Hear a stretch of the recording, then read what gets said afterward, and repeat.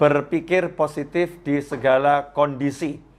Berpikir positif di segala situasi. Hal yang mudah, tapi tidak mudah dilakukan. Hidup ini kan pilihannya ada dua. Pilih enak atau pilih nggak enak. Pilih enak atau pilih nggak enak. Seharusnya dalam kondisi apapun, ya kita pilih yang enak. Ya kita pilih yang enak. Milih yang enak itulah yang merupakan wujud daripada berpikir positif. Berpikir yang baik, berpikir yang enak-enak. Bagaimana implementasinya, penerapannya dalam kehidupan sehari-hari? Dalam Al-Quran sudah sangat banyak contoh bagaimana manusia harus berpikir positif di kondisi yang sesulit apapun. Ya, kondisi sesulit apapun, menghadapi tantangan model apapun. Saya akan ambilkan beberapa contoh insya Allah untuk kajian pada siang hari ini. Mudah-mudahan berkah untuk yang berbicara dan untuk yang mendengarkan serta melihat dimanapun dan kapanpun. Yang pertama, contoh yang paling ekstrim, yaitu ketika Nabi Ibrahim alaihissalam.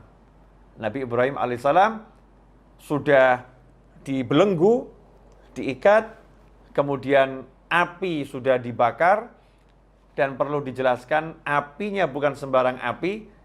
Api itu dibuat oleh Namrud bersama rakyatnya dengan mengumpulkan kayu bakar yang prosesnya dalam tafsir disebutkan kurang lebih 1 bulan.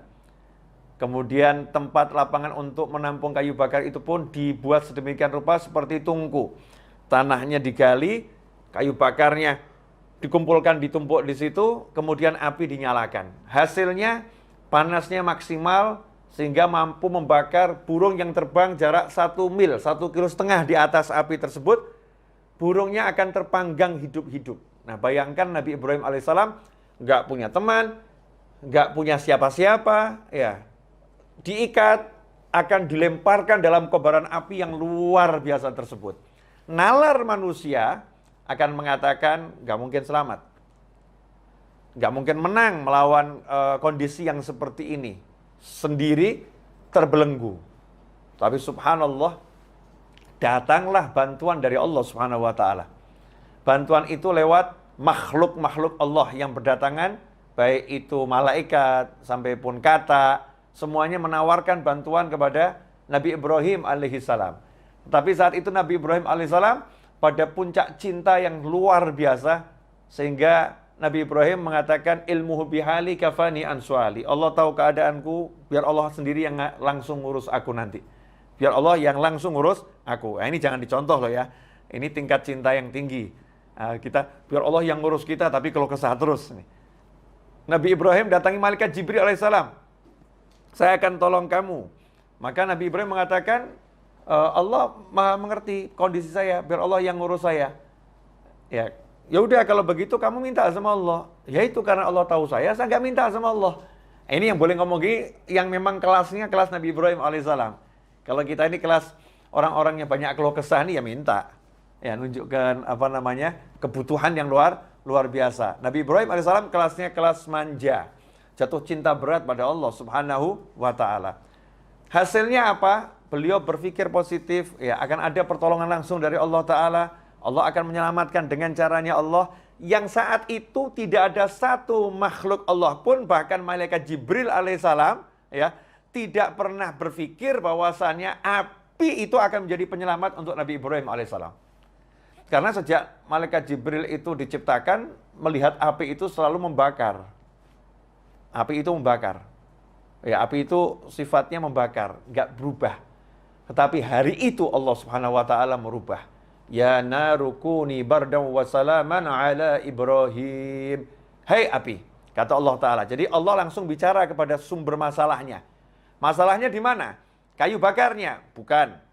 Masalahnya di mana saat itu? Namrudnya? Bukan. Ini masalah yang paling urgent saat itu adalah api ini akan membakar Nabi Ibrahim alaihissalam. Maka nggak perlu dicarikan pemadam kebakaran, nggak perlu dicarikan tim untuk memadamkan, tapi langsung apinya diajak bicara oleh Allah Ta'ala, diperintah oleh Allah Subhanahu Wa Ta'ala. Ya narukuni bardan wa salaman ala Ibrahim. Hei api, jadilah kamu dingin. Nomor 1 itu dulu. Api kamu dingin. Ya, tapi wasalama. Yang menyelamatkan, bukan sembarang dingin. Bukan dingin yang membunuh, bukan dingin yang menyebabkan sakit. Bardaw wasalaman, dingin dan menyelamatkan. Khusus untuk Ibrahim. Kayu, kamu tetap membakar. Burung terbang 1,5 mil, tetap kamu bakar. Ibrahim alaihissalam, kamu harus jadikan dirimu khusus untuk Nabi Ibrahim, dingin dan menyelamatkan. Bagaimana api itu dalam satu kejadian menyentuh tubuh Nabi Ibrahim menjadi dingin dan menyelamatkan, menyentuh kayu di sekitarnya, membakar dan menghancurkan. Ini kuasa Allah Subhanahu wa taala. Ikhwani rahimakumullah, kita nggak bahas masalah kuasanya Allah, tapi kita bahas bagaimana pola pikir Nabi Ibrahim alaihissalam yang selalu optimis, berpikir positif di kondisi yang seberat itu. Kemudian kita beralih pada Nabi Musa alaihissalam. Nabi Musa alaihissalam ketika dihadapkan kejaran Fir'aun dan bala tentaranya yang luar biasa. Dan di hadapannya ada laut yang ganas, yang ombaknya dahsyat. Dan di sekitarnya ada kaumnya yang protes. Ya, kaumnya yang resah. Kaumnya yang gelisah. Bagaimana ini? Di sana ada laut. Di sana ada Fir'aun dan bala tentaranya. Nasib kita bagaimana? Hai Musa, bagaimana? Nabi Musa alaihissalam dengan santai mengatakan, Kalla inna ma'iya rabbi sayahdin. Kalla, gak mungkin kita akan celaka. Gak mungkin Fir'aun mampu mencelakai kita. Gak mungkin laut mampu menenggelamkan kita. Inna ma'iya rabbi sayahdin. Karena Allah bersamaku sayahdin. Nanti Allah akan beri aku petunjuk. Saat ngomong begitu Nabi Musa gak punya solusi. Tapi punya keyakinan.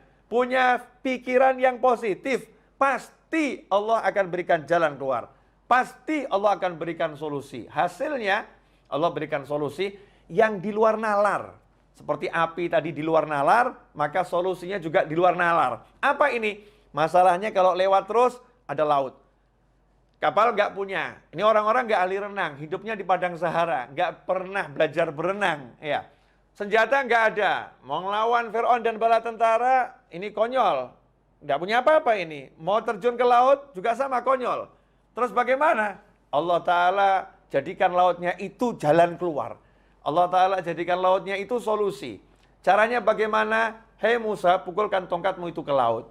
Kayu, biasa. Tapi di tangan orang yang beriman pada Allah Ta'ala, maka Allah perintahkan kepada laut ketika kena pukulan kayu, wahai laut, membelahlah engkau menjadi 2 bagian. Subhanallah, begitu kena pukulan kayu, maka laut itu membelah menjadi tebing yang luar biasa. Nabi Musa dan kaumnya melewati tebing air laut yang luar biasa tanpa rasa takut. La khaufun alaihim wa lahum yahzanun. Allah turunkan kepada mereka rasa tenang, nyaman, berjalan. Padahal ini gemuruh air luar biasa, dibendung oleh Allah Subhanahu wa ta'ala. Jalan melewati sampai ke tepian. Kemudian Fir'aun dan bala tentaranya menyusul. Allah kemudian tenggelamkan laut itu kembali seperti semula. Sehingga Fir'aun dan bala tentaranya tenggelam. Lagi-lagi, berpikir positif di saat yang mustahil mendapatkan solusi itu dilakukan oleh Nabi Musa alaihissalam. Kemudian kita melihat Nabi Yakub alaihissalam. Nabi Yakub alaihissalam yang udah dikasih tahu bahwasannya Nabi Yusuf alaihissalam sudah dibunuh oleh serigala, diterkam oleh serigala. Ini darahnya, ini pakaiannya. Nabi Yakub mengatakan nanti ya putraku akan dikembalikan semua kepadaku. Selalu yakin kalau Nabi Yusuf masih hidup. Jasadnya nggak ada, aku nggak ketemukan jasadnya. Berpikir positif, Nabi Yusuf masih hidup. Tentunya dilandasi dengan ilmu dari Allah Subhanahu wa ta'ala. Hasilnya apa? Hasilnya betul dipertemukan dengan putranya Nabi Yusuf alaihissalam.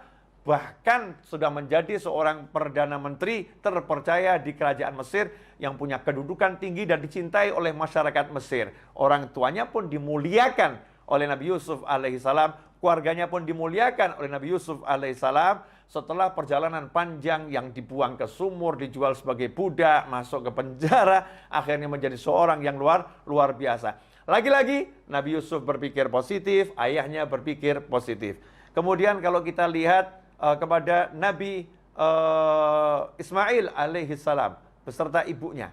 Dan Nabi Ibrahim alaihissalam ketika bersama keluarganya. Saat Allah Subhanahu wa ta'ala memerintahkan Nabi Ibrahim untuk membawa istri dan anaknya untuk memindahkan istri dan anaknya ini ke suatu dataran rendah yang nggak ada manusia ataupun binatang yang hidup di sana. Yang panasnya tinggi, nggak ada air, yang adanya cuma padang pasir dan gunung bebatuan. Maka saat itu Nabi Ibrahim alaihissalam meninggalkan istri dan anaknya dengan pikiran positif yang luar biasa. Sementara sang istri yang ditinggal pun pikirannya positifnya luar biasa, mengatakan pada suaminya, kalau Allah yang memerintahkan kamu untuk meninggalkan kami di sini, maka pulanglah dengan tenang, dengan nyaman, lanjutkan perjalananmu. Maka suaminya pulang ke istri yang lain, ya. Sementara istrinya bersama anak di padang Sahara yang mematikan saat itu, Nabi Ibrahim pun naik ke atas gunung, kemudian melihat ke arah istri dan anaknya, angkat tangan dengan doa yang diabadikan dalam Al-Quran, doa yang tidak logis, ya, doa yang nggak masuk akal, karena doa itu tak membutuhkan akal, doa itu membutuhkan iman, dan kalau udah bicara tentang iman, maka semua perbuatan Allah itu melampaui logika manusia manapun, melampaui logika siapapun, karena Allah berbuat dengan kehendaknya, dengan kemahamampuannya, dengan kemahabisaannya, bukan dengan asbab yang ada pada kita. Nabi Ibrahim mengerti itu, maka berdoa pada Allah Subhanahu wa taala, ya Allah, aku letakkan sebagian daripada anak keturunanku di suatu lembah yang tidak punya tanaman, nggak punya kehidupan di situ, ghairi dzar'in, nggak ada tanaman di sana. Ya Allah, agar mereka menjadi orang-orang nanti yang mendirikan sholat. Mereka nanti akan, tolong kirimkan kepada mereka buah-buahan dari segala penjuru, kirimkan kepada mereka manusia dari segala penjuru. Subhanallah, sudah tahu tempat ini tempat yang gersang, nggak ada kehidupan, tapi mengatakan liyuqimus shalah, agar nanti muncul manusia-manusia yang mendirikan sholat dari anak keturunan gue ini. Nabi Ibrahim meyakini Nabi Ismail nanti akan berkeluarga, Nabi Ismail akan punya anak, Nabi Ismail akan punya cucu, sampai akhirnya punya cucu namanya Nabi Muhammad sallallahu alaihi wasallam. Itu adalah husnudzan, prasangka baik, positive thinking yang dimiliki oleh Nabi Ibrahim alaihissalam, sehingga bisa menghasilkan kehidupan di kota Mekah yang tadinya padang Sahara sampai menjadi kota yang luar biasa. Begitu pula istri Nabi Ibrahim, ibu Nabi Ismail alaihi wassalam. Ya, bagaimana ketika ditinggal oleh suaminya, kemudian berdua dengan anaknya. Saat itu sang anak menangis karena bekal telah habis, air yang diminum nggak ada, makanan nggak ada. Bayi yang usianya baru 2 tahun ini menangis, kurang lebih 2 tahun menangis sejadi-jadinya. Maka sang ibu pun tidak berpikir negatif, berpikir positif. Cari tempat yang tinggi, dan tempat yang tinggi adalah Bukit Sofa dan Bukit Marwah. Kenapa cari tempat yang tinggi? Untuk melihat sekitar, ada nggak manusia yang bisa dimintai pertolongan. Siapa tahu ada musafir yang lewat, yang bisa dimintai pertolongan. Maka lari ke Bukit Sofa. Lihat di sekitar nggak ada, pindah ke Bukit Marwah. Lihat sekitar nggak ada, lari ke Sofa lagi.